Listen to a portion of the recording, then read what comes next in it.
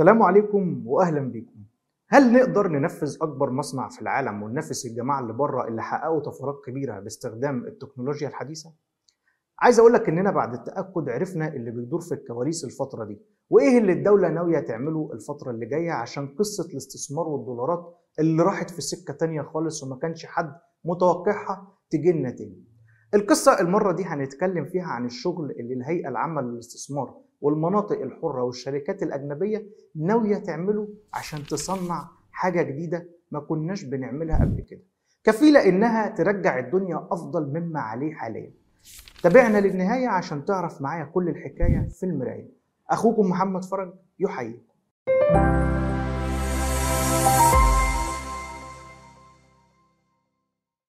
ايه اللي حصل بعد المقدمه اللي فاتت دي؟ انت حسستنا يا ريس ان في حاجه كويسه داخلين عليها غير كل اللي فات. الحكومه المصريه كانت شغاله الفتره اللي فاتت على محاولات جذب الدولارات ونقلت التطوير لتكنولوجيا حديثه، وتم توقيع مذكره تفاهم بينها وبين الهيئه العامه للاستثمار والمناطق الحره وشركه سوميتومو ايجيبت عشان تقدر تنشئ اكبر مصنع على مستوى العالم لتصنيع الضفائر الكهربائيه للسيارات والمركبات بطريقه ونظام المناطق الحره.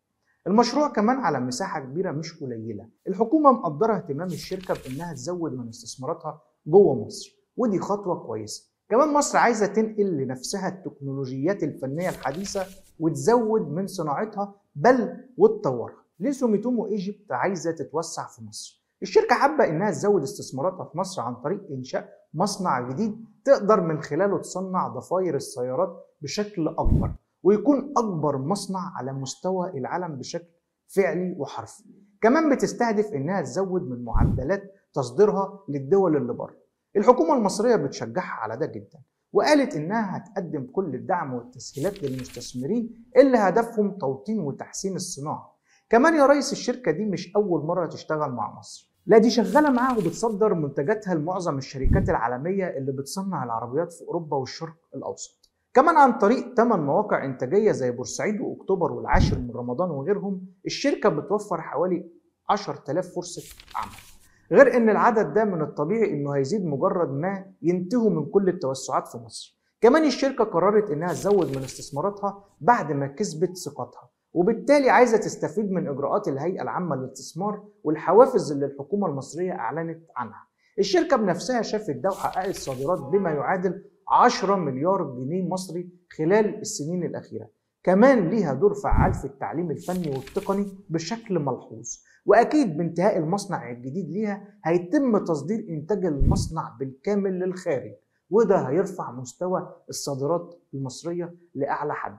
السؤال اللي جه في بالك دلوقتي، هل هيتم افتتاح المصنع ده خلال 2024؟ الرئيس التنفيذي لشركة سوميتومو قال إنه من المتوقع إن المصنع يبدأ إنتاجه وافتتاحه في مايو 24، وهيصدر منتجاته في منطقة الشرق الأوسط وشمال أفريقيا وأوروبا كمان. ده غير إن الشركة بتيجي في المرتبة الأولى عالميا في مبيعات ضفائر السيارات والأسلاك الكهربائية الخاصة بموضوع العربيات، وليها فروع كتير في العالم.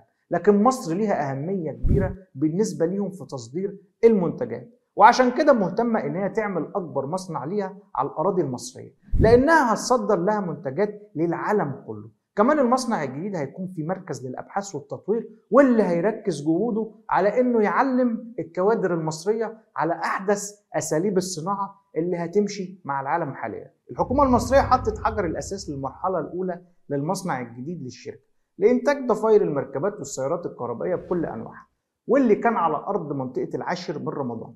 المصنع يعتبر خطوة جديدة ومهمة جدا في مسيرة نجاح الشركة من أول نشأتها في مصر، لأن هي تعتبر من أهم وأكبر الشركات العالمية اللي بتصنع في مصر. والحكومة بتفتخر إن المصنع اللي الشركة شغالة عليه يعتبر أكبر مصنع ليها على مستوى العالم لإنتاج ضفائر السيارات. هيكون على مساحة 150,000 متر، وده بيأكد لنا قدرة مصر على إنها تقدر تستضيف أكبر الشركات العالمية ويكون عندهم فرصة كويسة جدا للاستثمار في السوق المصري. كمان المصنع هيوفر الاحتياجات المحلية اللي السوق هيحتاجها، ومن المتوقع إنه يصدر منتجاته لأمريكا والأسواق الأوروبية كمان. إيه اللي بيتميز بيه المصنع الجديد؟ اللي بيتميز بيه المصنع إنه هيكون في مركز تدريب كامل، وهيكون متكون من مدارس فنية بمنهج محطوط من وزارة التربية والتعليم بالتعاون معهم برضه، غير مركز الأبحاث اللي هيكون موجود. يعني من الآخر الموضوع هيكون منظومة متكاملة عشان تساعد على توفير وتأهيل العمالة اللي هتكون مطلوبة للشغل في المصنع، فيعملوا على إنهم يزودوهم بالمهارات الفنية اللازمة اللي تكون عندهم. كمان المرحلة الجديدة من المصنع هتكون متخصصة في إنها تنتج الضفائر الكهربائية للعربيات، وهتوفر ضفائر إلكترونية وعقول إلكترونية لمليون عربية في السنة. ده غير إنها هتوفر 3500 فرصة شغل على الأقل. عايزك تعرف إن مصر عندها الإمكانيات اللي هتساعدها في تطوير وتوطين صناعة السيارات عشان تقدر توفر احتياجات السوق المحلي، كمان السوق الأوروبي، من خلال التصدير للدول الإقليمية والأفريقية. خلينا نعرف إيه هو قانون المجلس الأعلى لصناعة السيارات. الدولة المصرية عشان تسهل الدنيا خدت خطوة تعتبر من أهم خطواتها، وهي إنها أصدرت قانون إنشاء المجلس الأعلى لصناعة السيارات بهدف إنها تصنع سيارات حقيقية في مصر عن طريق إنها تزود من نسبة المكون المحلي، وهتتيح الحزم التحفيزية للمصنعين، وهتعمق الصناعات الوطنية عن طريق إصدار استراتيجية لتطوير صناعة السيارات، واللي بتشمل حوافز توطين العربيات والصناعات المغذية ليها.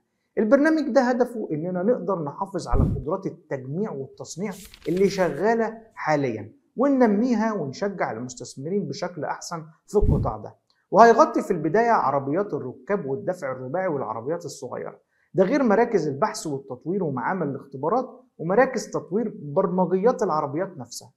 كمان الحكومة المصرية بتحاول بكل الطرق إنها تخلي مصر مركز لإنتاج العربيات وصناعتها المغذية عشان تلبي احتياجات السوق المحلي، وتقدر إنها تصدر للأسواق الإقليمية والقارية عن طريق توفير حزم تحفيزية زي ما قلنا.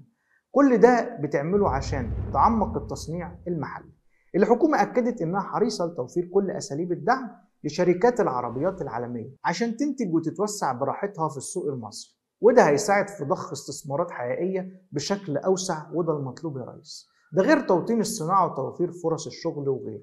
والحقيقة إن شركة سوميتومو إلكتريك إيجيبت قايمة بدور كويس ومجهود يحترم في دعم وإنشاء المصنع، وإنها تكمل المشروع ده للآخر على خير.